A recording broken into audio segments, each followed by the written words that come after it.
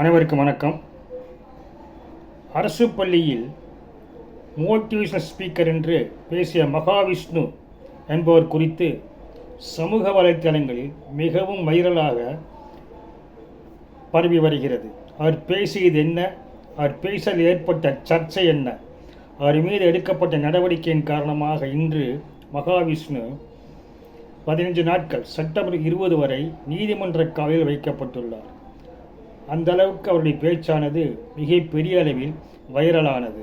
அமைச்சரும் அவர் மீது சீற்றம் கொண்டு அவரை நான் என்னுடைய ஏரியாவிலிருந்து பேசியுள்ளார், என்னுடைய ஆசிரியரை அவர் பேசியுள்ளார், அவரை நான் சும்மா விட மாட்டேன் என்று அவர் பேசியதும் அதற்கு தான் நேரடியாக விளக்கம் தருவேன் என்று மகாவிஷ்ணு சொன்னதும் அதன் பிறகு அவர் தற்பொழுது விமான நிலையத்திலிருந்து அழைத்துச் செல்லப்பட்டு நீதிமன்ற காவலில் வைக்கப்பட்டுள்ளார்.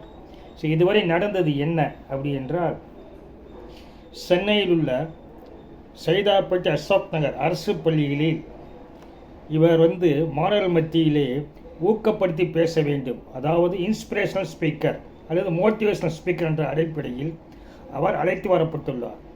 செப்டம்பர் மாதம் 28ஆம் தேதி என்று அவர் பேசிய பேச்சுக்களில் சமூக வலைத்தளங்களில் பரவியது. அதாவது அவர் மாணவர்கள் மத்தியில் பேசுகின்ற பொழுது மாணவர்களை ஊக்கப்படுத்த வேண்டும் என்பதாக சிலவற்றை பேசியது மட்டுமல்லாமல் அவர் கர்மா, பாவ புண்ணியங்கள், மறுபிறப்பு போன்றவற்றை பேசிய பொழுதுதான் சர்ச்சையானது உருவானது. அப்படி அவர் மாணவர் மத்தியில் பேசுகின்ற பொழுது சொன்ன கருத்து என்னவென்றால், அதாவது நம்முடைய பாரத நாட்டில் ஒரு கல்வி முறை இருந்தது. அதன் மூலமாக மந்திரத்தை சொன்னால் மழை பொழியும், நெருப்பு பற்ற வைக்க முடியும், ஏன் பறக்கக்கூட முடியும். அவை அனைத்தும் ஓலைச்சூடுகளில் இருந்தன. அவை அனைத்துமே பிரிட்டிஷ் ஆட்சி காலத்தில் அழிக்கப்பட்டு விட்டன என்று அவர் குறிப்பிட்டுள்ளார். மேலும் அவர் பேசுகையில் பாரத தேசத்தில் 3 லட்சத்துக்கு மேற்பட்ட குறுக்குளங்கள் இருந்தன, அங்கு கல்வி கற்கப்பட்டது. அதாவது பாரத நாட்டுக்குரிய கல்வியானது கற்றுத்தரப்பட்டது, அதுவும் பிரிட்டிஷ் ஆட்சி காலத்தில் காணாமல் போய்விட்டது என்று பேசியுள்ளார். இது குறித்தான மெக்காலே கல்வி திட்டத்தை அறிமுகப்படுத்துகின்ற பொழுது அவர் பேசியதும் இது குறித்தான ஆவணங்களும் இன்று வரை இருக்கின்றன. அதில் கூட மிகப்பெரிய அளவில் சர்ச்சை உருவாகவில்லை. ஆனால் இவர் பேசுகின்ற பொழுது கர்மா, பாவ புண்ணியங்கள் ஏற்ப மறுபறுப்பு ஏற்படும் என்று பேசுகின்ற பொழுது அவர் சொன்னது, ஏழைகள், பணக்காரன் மற்றும் மிகப்பெரிய அறிவுள்ளவர்கள், சாதாரணமானவர்கள், நல்லவர்கள், தீவர்கள், கெட்டவர்கள் என்றெல்லாம் மனிதன் பிறப்பெடுக்க காரணமே அவருடைய கர்ம வினை பலன், அவருடைய பாவபுணியின் அடிப்படையில் மறுபிறப்பு எடுக்கப்படுகிறது என்று சொல்லுகின்ற பொழுது அவர் சொன்ன கருத்து மிகப்பெரிய சர்ச்சை உருவாக்கியது.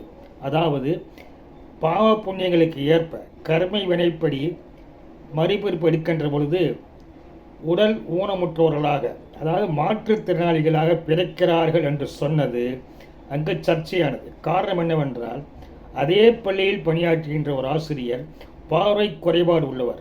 அவர் எழுந்து கடுமையான ஆட்சேபனை தெரிவித்துள்ளார். இவ்வாறு பேசுவது தவறு, அவரை அது புண்படுத்தியுள்ளது, அது உண்மையில் நியாயமானதே. ஏனெனில் அந்த ஆசிரியருக்கு பார்வை குறைபாடு உள்ள பொழுது இந்த மாதிரி பிறப்பதற்கு காரணம் பாபுனியம் கர்மா என்று சொன்னால் அவரை தனிப்பட்ட முறையில் பாதிக்கும். அவர் ஆட்சேபனை தெரிவித்ததும் சரியானதே என்பதை நாம் புரிந்து கொள்ள வேண்டும். அதன் பிறகு வாக்குவாதம் நடந்து அந்த பிரச்சனை அத்தோடு முடியாமல் தற்பொழுது விஸ்வரூபம் எடுத்துள்ளது. ஏனெனில் ஒவ்வொருவரும் பேசுகின்ற பொழுது வார்த்தைகளிலும் மற்றும் விமர்சனங்களிலும் மிகவும் முன்னெச்சரிக்கையாக இருக்க வேண்டும். எந்த கருத்துகளும் மற்றவரை பாதிக்கக்கூடாது, மற்றவரை தனிப்பட்ட உரிமைகளை அல்லது உணர்வுகளை புண்படுத்தாமல் இருக்க வேண்டும். அந்த வகையில் இந்த ஆசிரியர் தான் பின்படுத்தியதாக கேட்ட கேள்வியும் அடித்த விளக்கமும் வைரலான பின்பு இது பள்ளி கல்வித்துறை அமைச்சர் அன்பில் மகேஷ் அவர் கவனத்தில் கொண்டு செல்லப்பட்டது. அதன் பிறகுதான் அவர் சற்று சீற்றம் கொண்டு என்னுடைய ஏரியாவில் என்னுடைய ஆசிரியர் அவர் பேசியுள்ளார், அவரை நான் சும்மா விட மாட்டேன் என்று பேசியது கூட விமர்சனத்துக்கு உள்ளாகியுள்ளது. அவருடைய கோபம் ஒரு வகையில் நியாயமானது, ஏனென்றால் பாதிக்கப்பட்ட ஆசிரியர் சார்பாக அவர் பேசினார் என்பதே உண்மை. அதன் பிறகு மாற்றுத்திறனாளி சங்கத்தின் சார்பாக சைதாப்பேட்டை காவல் நிலையத்தில் இந்த மகாவிஷ்ணு என்பவர் மீது புகார் தரப்பட்டுள்ளது. அதாவது மாற்றுத்திறனாளிகளின் சட்டத்தின் வன்கொடுமை சட்டத்தின் கீழும் உணர்வுகளை புண்படுத்திய சட்டத்தின் கீழும் புகார் தரப்பட்டுள்ளது. இந்த நிலையில் மகாவிஷ்ணு தான் ஆஸ்திரேலியாவில் இருப்பதாகவும் நான் எங்கும் ஓடி ஒளியவில்லை, நேரில் வருகின்ற சொன்னபடி சென்னை விமான நிலையத்துக்கு வந்து இறங்கினார். அப்படி வந்து இறங்கிய பொழுது நேற்று அவர் சைதாப்பேட்டை போலீசாரால் அழைத்துச் செல்லப்பட்டு விசாரணை நடத்தப்பட்டது. அதன் பிறகு 5 பிரிவுகளின் கீழ் வழக்கு பதிவு செய்யப்பட்டு சைதாப்பேட்டை நீதிமன்றத்தில் ஆஜர்படுத்தப்பட்டார். அதன் பிறகு அவர் செப்டம்பர் மாதம் 20ஆம் தேதி வரை நீதிமன்ற காலில் வைக்குமாறு நீதிமன்றம் உத்தரவிட்டுள்ளது.